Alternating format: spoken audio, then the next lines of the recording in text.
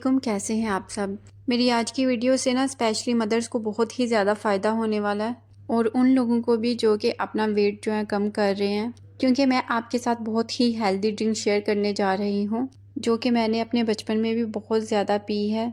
जब हम लोग छोटे थे तो हमारी अम्मी स्कूल जाने से पहले रोज़ाना हमें ये पिला कर भेजा करती थी और मुझे ये बहुत ही ज़्यादा पसंद भी है, क्योंकि बच्चे जब स्कूल जाते हैं ना मॉर्निंग में तो ब्रेकफास्ट के लिए वो बहुत ही ज़्यादा तंग करते हैं। कुछ बच्चे तो बिल्कुल भी ब्रेकफास्ट नहीं करके जाते, तो उनके लिए ये ड्रिंक जो है ना वो बहुत ही ज़्यादा हेल्दी और एनर्जेटिक है। बहुत ही सिंपल इंग्रेडिएंट्स इसके अंदर जाते हैं, बादाम और चने की दाल। आलमंड्स को मैं डिफरेंट तरीके के साथ बच्चों को मॉर्निंग में ब्रेकफास्ट में देती रहती हूँ, या फिर दिन में कभी कोई ड्रिंक बना देती हूँ बनाना में डाल के, या फिर डेट्स वगैरह के साथ डाल के आलमंड को। ये वाली ड्रिंक मैं आज इनको फ़र्स्ट टाइम ट्राई करवाने वाली हूँ और मैं इनका रिएक्शन भी बाद में देखूँगी। मुझे नहीं पता कि अभी इनको पसंद आएगी या नहीं, लेकिन मेरे बचपन में ये मेरी फ़ेवरेट हुआ करती थी। आज फ्राइडे है, मॉर्निंग में मैंने इनको फ़्रेश करवा दिया था और अब बस मैं इनकी ड्रिंक रेडी करने बैठ गई थी। तो यहाँ पर ये दोनों बहनें मेरी हेल्प कर रही थी। इन दोनों चीज़ों को रात को मैंने भिगो के रख दिया था और अभी बस मैं वही पानी इसके अंदर यूज़ करूँगी और 2 स्पून जो है वो मैं डाल के लूँगी और साथ में जितने भी मैंने इसमें आलमंड्स भिगोए थे वो सारे मैं इसके साथ ले लूँगी, उनका छिलका उतार के अच्छे से मैं इनको ब्लेंड कर लूँगी। 1 स्पून इसके अंदर मैं ऐड करूँगी शुगर। आप लोगों में से अगर कोई इस ड्रिंक को ट्राई करे जो कि अपना वेट कम कर रहा है तो वो शुगर वाले स्टेप को स्किप भी कर सकता है। ये दोनों इंग्रेडिएंट्स प्रोटीन रिच हैं और आलमंड्स में विटामिन ई होता है और जो चना की दाल है उसमें फ़ाइबर भी होता है। तो मॉर्निंग में ये बच्चों के लिए और बड़ों के लिए सबके लिए बहुत ही अच्छी और हेल्दी ड्रिंक रहती है। क्योंकि मैं इनको फ़र्स्ट टाइम दे रही थी तो बस अभी इनको यही था कि हम जल्दी जल्दी से इसको ट्राई करें और फिर हम जो है ना वो बताएं कि इसका टेस्ट कैसा है। तो बस ये दोनों बहनें मेरे पास खड़ी होके तो बस मुझे देख भी रही थी साथ साथ। मैंने इसको ब्लेंड कर लिया था, लेकिन अभी मुझे लग रहा था जैसे आलमंड के ना थोड़े थोड़े से पीसेस इसके अंदर रहते हैं। तो मैंने कहा मैं अभी ना एक दफ़ा दोबारा से पानी डाल के ना तो इसको 2-3 चक्कर लगवा लेती हूँ ताकि ये अच्छे से ब्लेंड हो जाए। तो कुछ लोग क्या करते हैं कि वो ना इस ड्रिंक को छान लेते हैं, तो फिर छानने से इसका वो फ़ायदा बिल्कुल भी नहीं रहता, इसलिए छानने बगैर इसको पिया जाए तो ये ज़्यादा फ़ायदा देती है। तो फिर आप लोगों ने देखा बहुत ही सिंपल तरीके के साथ हमारी हेल्दी और मज़ेदार सी ड्रिंक रेडी हो गया और अब मैं ये बच्चों को टेस्ट करवाती हूँ। बस अल्लाह करे कि इनको पसंद आ जाए। अगर इनको पसंद आ गई ना तो फिर जब इशान ने स्कूल इसका स्टार्ट होना है ना फिर मेरे लिए बहुत ही आसानी हो जाती है। फिर ऑप्शंस मेरे पास ज़्यादा हो जाते हैं, क्योंकि ब्रेकफास्ट के टाइम पे ये भी मुझे इतना तंग करती है ना, बिल्कुल भी कुछ नहीं खाती और मुझे उस टाइम यही होता है कि बस कुछ ना कुछ खा ले सही। इस तरह खाली पेट स्कूल जाना अच्छा नहीं रहता। और फिर इसको होता है कि मुझे ना खाने वाली चीज़ें मामा कम दें, तो कोई इस तरह से ड्रिंक दे दें तो वो फिर भी जल्दी से पी लेती है। तो मोस्टली मैं इसको बनाना शेक या फिर अभी मैंगो आए हुए थे तो मैं मैंगो शेक बना देती थी, लेकिन अभी यह है कि अभी मैंगो भी जाने वाले हैं तो फिर मेरे पास एक ही बनाना शेक का जो है ना वो ऑप्शन रह जाएगा। तो इसलिए मैं कह रही थी कि ये भी मेरे पास हो, तो मेरे पास चलो कोई 2-3 ऑप्शंस तो हो ना अगर इसको पसंद आ जाए। इस ड्रिंक के फ़ायदे तो बहुत ज़्यादा, लेकिन बच्चों को ये कम ही पसंद आती है, लेकिन फिर भी मैंने उनको पिलाई और यह है कि 2-3 दफ़ा दूँगी तो शायद उनका टेस्ट डेवलप हो जाए, तो उसके बाद फिर उनको अच्छी लगने लग जाए। बच्चों से फ्री हो के तो मैं आ गई थी रूम में। मुझे एक ड्रेस रखा हुआ था काफ़ी टाइम से, तो मैं ये सोच रही थी कि इसको ना मैं अभी स्टिच करवा देती हूँ। खुद तो मैं मोस्टली जो है ना वो स्टिच हुए लेती हूँ, बहुत ही कम लूज़ लेती हूँ। तो ये मुझे गिफ्ट में मिला था तो मैंने सोचा कि मैं इसको देखूँ, तब से मैंने इसको खोल के देखा ही नहीं था, मैंने बस ऐसे ही इसको पैक रख दिया हुआ था। तो अभी मैंने सोचा कि मैं खोल के इसको देखती भी हूँ और मैं फिर टेलर को दे के तो इसको स्टिच भी करवा लेती हूँ यहाँ से। अभी मैं वीडियो में देख रही हूँ तो पता नहीं क्यों इस ड्रेस का ना कलर थोड़ा सा चेंज आ रहा है, हालांकि इसका कलर जो है ना वो ग्रे है, लेकिन वीडियो में पता नहीं क्यों ये ब्लू लग रहा है। तो ये बहुत ही प्यारा ड्रेस है, साथ इसके पैचेस हैं। पहले मैंने खोल के इसको देखा ही नहीं था, अभी मैंने इसको सही से खोल के देखा है। पाकिस्तान में हमारे अपने ही मज़े होते हैं, हर जगह पे हमें टेलर्स मिल जाते हैं, लेकिन यहाँ पे जो टेलर्स हैं ना वो थोड़ी सी मेहनत करके ढूंढने पड़ते हैं। और मैंने तो कभी पहले यहाँ से स्टिच करवाया भी नहीं है, तो इसलिए मुझे कोई आइडिया भी नहीं है, लेकिन यह है कि मेरी कुछ फ्रेंड्स हैं तो वो करवाती रहती हैं, तो बस मैं उन्हीं से पूछूंगी और सजेशन कौन सी यहाँ पे टेलर अच्छी है और मुझे किधर से सिलाई करवाना चाहिए। स्लीव्स पे और शर्ट की फ्रंट पे एम्ब्रॉयडरी है वो बहुत ही प्यारी है और साथ में पैचेस हैं।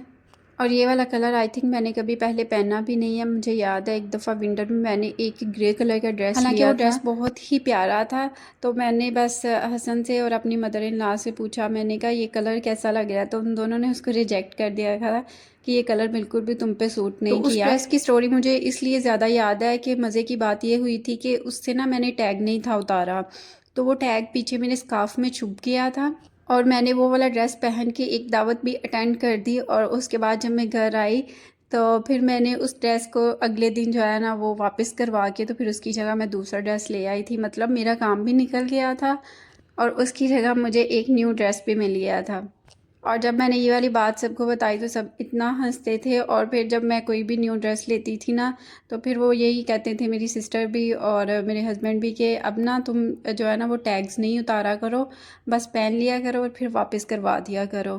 तो मुझे जब भी वो बात याद आती है ना तो हम अभी तक सब बहुत ज़्यादा हंसते हैं उस पर। और जब भी मैं कोई न्यू शॉपिंग करने जाऊँ ना तो मुझे फिर वो हसन वो वाली बात याद करवा देते हैं। मेरे इस काम को ना कोई भी फॉलो ना करे, वो ना हो कि किसी को उल्टा पड़ जाए, क्योंकि मैंने उसकी बहुत केयर की थी। मैंने दावत तो अटेंड की थी, लेकिन यह है कि मैंने उसके ऊपर कोई भी स्टेन नहीं आने दिया था।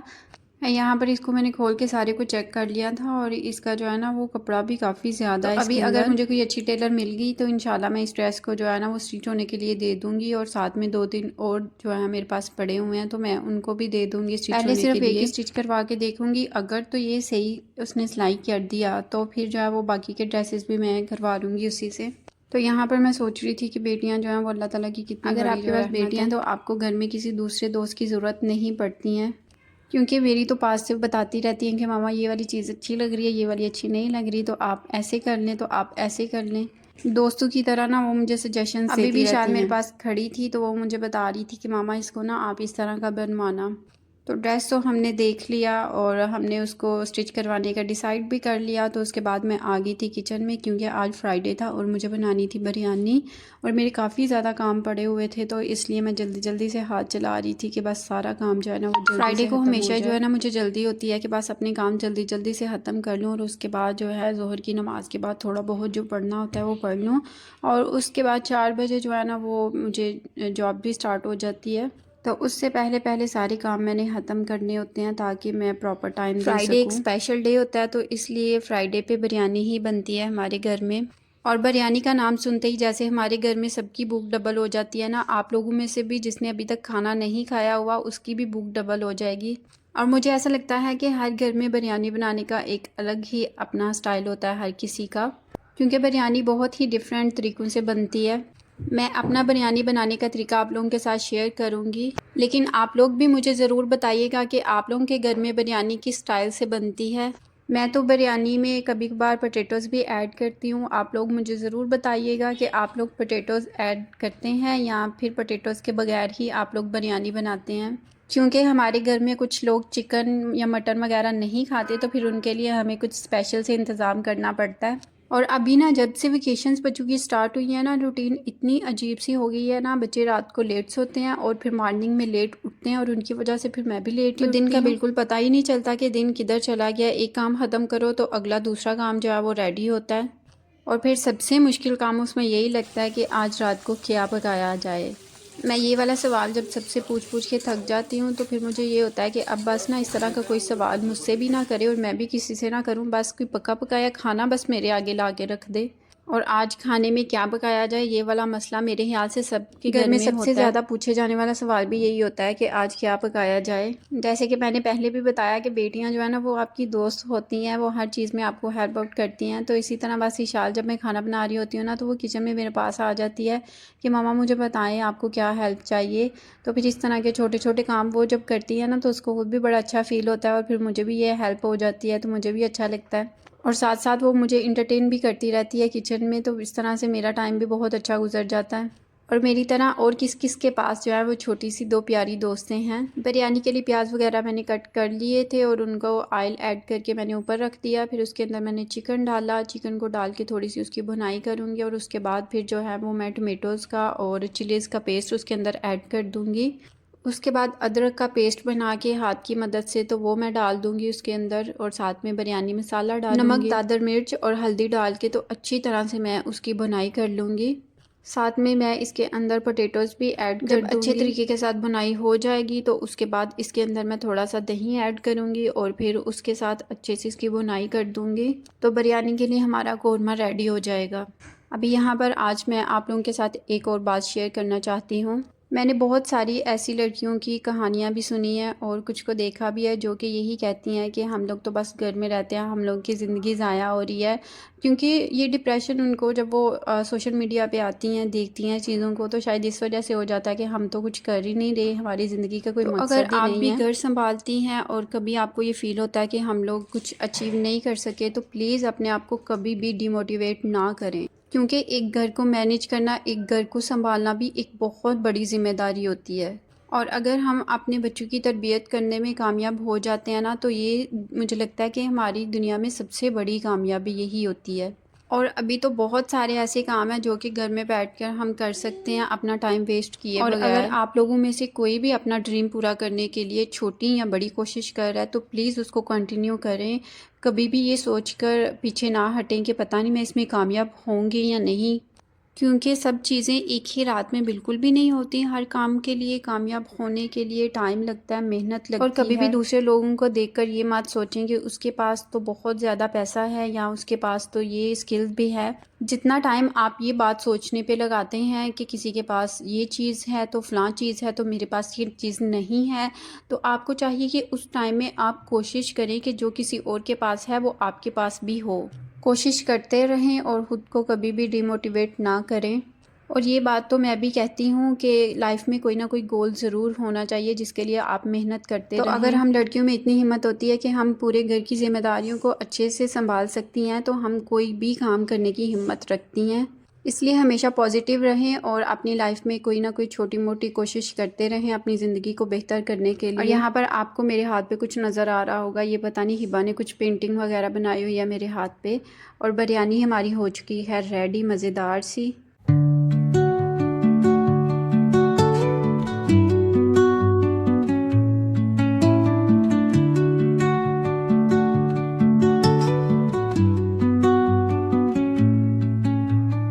Under the boughs where the shadows play, the wind hums songs at the break of जब रात का खाना बन जाता है ना तो मैं खुद को इतना फ्री फील करती हूँ ना कि जैसे सारी जिम्मेदारियाँ पूरी हो गई हों और मैं बिल्कुल फ्री अभी जब मैंने बिरयानी खोली है तो हमारे घर में ना पूरी तरह से बिरयानी की स्मेल है, बहुत ही मज़ेदार सी, और बिल्कुल भी भूख तो बर्दाश्त हो। और अगर आप स्क्रीन की दूसरी तरफ बैठकर मेरी बिरयानी को देख रहे हैं और आपको भूख लगी हुई है तो इसके लिए बहुत ज़्यादा सॉरी, क्योंकि अब मैं तो बिरयानी भेज नहीं सकती, इसलिए आप खुद ही इस रेसिपी को ट्राई करके मज़ेदार सी बिरयानी बनाकर खुद खाएं, साथ में अपने घर वालों को भी ज़रूर खिलाएं।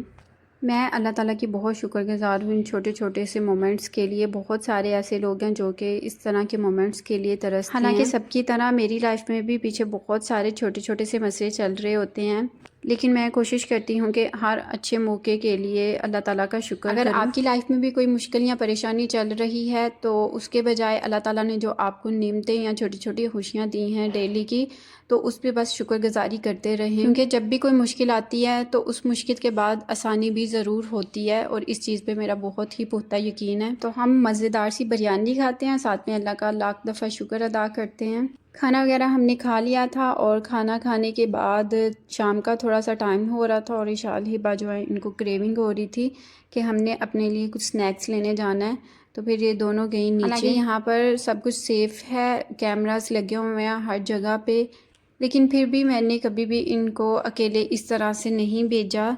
अभी ये थोड़ी बड़ी हो रही हैं और इनके फ्रेंड्स हमेशा अकेले चले जाते हैं, तो फिर इनको भी होता है कि नहीं मामा हम जा सकते हैं, आप हमें ट्राई तो करने दिया करें। हमारी बिल्डिंग के साथ नीचे ही छोटा सा मार्ट है, तो ये कह रही थी कि बस हम वहाँ से होके जल्दी से वापस आ जाती हैं, क्योंकि आज इनको मॉर्निंग में अपने बाबा से मिले थे पैसे, तो बस वो जब तक यूज़ ना हो जाए फिर इनकी जान को कहाँ पर सुकून आना है। तो मैं इनको कह रही थी ओके ठीक है आप लोग जाओ, फिर मैं आप लोगों को ना ऊपर से देखती रहती हूँ। तो बिल्कुल सामने रास्ता है, लेकिन फिर भी अकेले भेजते हुए ना मुझे बहुत ही ज़्यादा डर लगता है। यहाँ पर सब कुछ सेफ़ है लेकिन फिर भी मेरा दिल नहीं मानता। तो जब मैं सोचती हूँ कि पाकिस्तान में वहाँ बच्चों के साथ जो भी हो रहा है, वहाँ पर तो हर माँ को ऐसे अपने बच्चे को छुपा कर रखना पड़ता है। अभी तो स्पेशली अपने बच्चों को रखना भी चाहिए बहुत ही ज़्यादा केयर में, क्योंकि चीज़ें जो हैं वो मज़ीद ख़राब होती जा रही हैं, बेहतरी की तरफ कुछ भी यहाँ पर रह के शायद हम फाइनेंशियली उतने स्ट्रॉन्ग ना हो, हमारी सेविंग्स ना हो, लेकिन हमें ये तो यकीन है ना कि यहाँ हमारे बच्चों को कोई भी टच तक नहीं कर सकता। इंसान सारी ज़िंदगी अपने बच्चों के लिए मेहनत करता है और जब उन बच्चों की प्रोटेक्शन पे बात आ जाती है ना तो फिर सब पेरेंट्स ही परेशान हो जाते हैं। यहाँ पर बहुत सारी फैमिलीज़ हैं जो कि डिस्कस करती हैं और इवन हम खुद भी फाइनेंशियली शायद उस तरह से स्ट्रॉन्ग नहीं है, हमें बहुत कुछ फेस करना पड़ता है, लेकिन ये है कि सिर्फ बच्चों के लिए ये जगह बिल्कुल सेफ़ है, तो इस वजह से फिर दिल को एक इत्मीनान और सुकून हो सकता है। बहुत सारे लोग मेरी इस बात से एग्री ना करते हों, तो ज़ाहिर है हर इंसान की अपनी राय होती है, हर बंदा डिफरेंट तरीके से सोचता है। मैं वही चीज़ें आप लोगों के साथ शेयर करती हूँ जो कि मैं चीज़ें सोचती हूँ। तो इशाल हिबा भी बस स्मार्ट से होकर वापस आ गई थी और इसी के साथ करती हूँ मैं अपनी वीडियो को एंड। अगर आपको मेरी वीडियो अच्छी लगी हो तो मेरे चैनल को ज़रूर सब्सक्राइब करें, कमेंट बॉक्स में ज़रूर बताएं। अल्लाह हाफिज़।